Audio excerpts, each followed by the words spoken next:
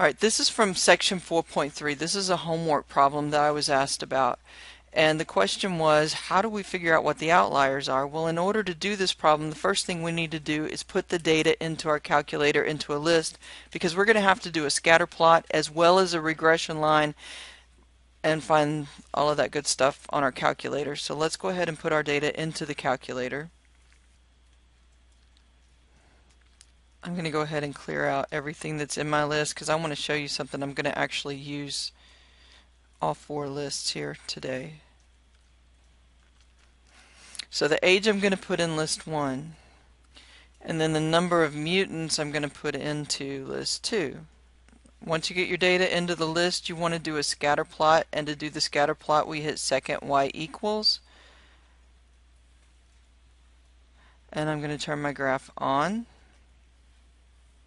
The first graph is the scatter plot. I put my x's in list 1, my y's are in list 2, so I'm going to change this list to list 2. And what do we hit to make the calculator give us the best fit for the data? Zoom 9. I just want to look at my scatter plot. Now, we need to calculate the regression line because that's the first part of this question here, was to calculate the regression line. Compute the least squares regression line. So on our calculator, do you remember how we calculate the least squares regression line? So we hit stat, go over to calculate, or your book wants you to use this regression line number 8, so we hit 8, enter, and I've got my x's in list 1, my y's in list 2, and this is what I was going to show you that was really cool. I figured out how to store this regression equation so that it'll graph it. You want to see how to do that? See this button right here that says vars? With the cursor on store regression equation, select that button and you want to go to your y variables, and what you're going to do is save function, and we'll put this in y1. So it's going to save this equation for us with the numbers that it calculates for a and b into my equation 1 on my function graph. Then we go down to calculate. The regression line equation then is going to be taken from these numbers right here. Somebody call them out to me. I'm not going to keep this up. Negative 182.6466, 4.57995. 1, 2, 3, 4. Oops, that's too many decimal places. So I'm going to call that 4.5800. So for my B, I got 4.57995, but because I was told to round this to 4 decimal places, this number after the 9 is 5, so that means that that 9 gets rounded up to 10, and this 9 gets rounded up to 10, and then that 7 goes to 8. That's how we got the 4.5800. And then we check our answer. It liked that. Then it says which point is an outlier. Guys, using common sense, look at these y values here. This point has a huge y value, doesn't it? That point is going to be your outlier, 82,449. And we check our answer and they're happy with that. Then the instructions say to remove that outlier and get the regression equation again. This is what I want to show you on your calculator. If you want to be able to see the data plotted with and without the outlier on your calculator, you need to do the following. Let's go back into our lists. Rather than type everything in again for list 1 and list 2, I'm going to do this. I'm going to go to list 3 and I'm going to set list 3 equal to list 1 just by going up to the name of the list and populating list 3 with list 1. I'm going to go over to list 4 and I'm going to populate list 4 with list 2.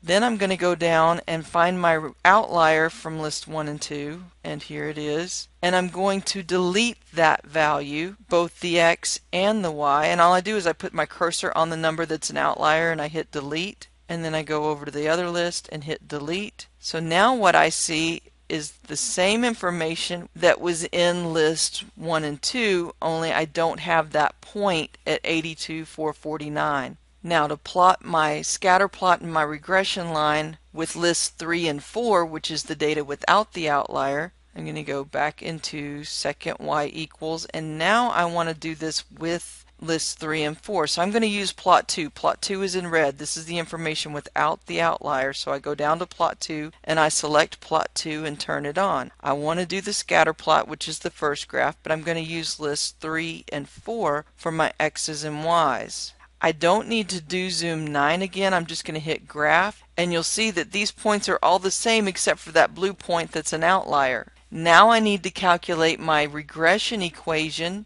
and I'm going to graph it using y2, second quit. So I hit stat, calculate. Number 8 is my regression equation, but I don't want to use list 1 and 2. I want to use list 3 and list 4. So I hit second 3 and second 4. Then I go down to store the equation, and I want to store this in y2. So I hit variables, y variables for the function, and I want to use y2. So I put my cursor on y2 and hit enter, and then say calculate.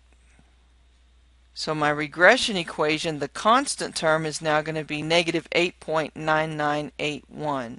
Negative 8.9981. The slope is going to be b, which is 1.4948. 1.4948. And we can check our answer. And now let's look at the graph. I want to show you what happens to the graph. If you hit y equals, you'll see that I've got the first equation that's going to be plotted as red. I want my second equation plotted. Wait, did I do that right? I want the first one plotted as blue, don't I? What did I use for my stat plots? Second y equals. Yeah, the first one I want to be blue, so I want y sub 1 to be blue. I want y sub 2 to be red. I changed these about a week ago when I was working with you guys. So I want to change this first one so that it's drawn with a blue graph. There it is, blue. So my data with the outlier will be graphed in blue, without the outlier will be graphed in red, and I hit graph. There's the data with the outlier.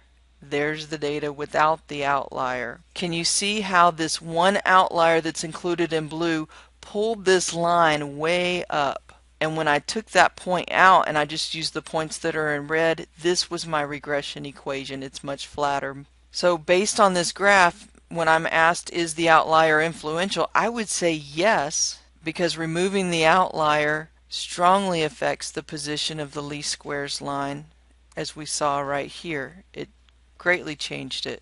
Just looking at the equation, we would say that it strongly affected it, because look at the difference in my y-intercept here, from negative 182 to negative 9 roughly. And then my slope went from about 4.5 to 1.5. That's a huge difference. So yes, that outlier was an influential point. And how I determined that point was an outlier was I just looked at the list of data and I looked for one with a y value that was way far different than the others. I had a couple of them in the 200s and even one in the 100s, but this was the only one I had where the y value was. That point goes with this point. This is an ordered pair, list 1, list 2, x, y. I looked at the y's here to tell me what the outlier was, and then once I picked the y, I said, well, there's the x that goes with it. These lists of numbers represent ordered pairs. Apparently that's not being made clear to you whenever you're looking at this graph. These points occur at ordered pairs, x, y.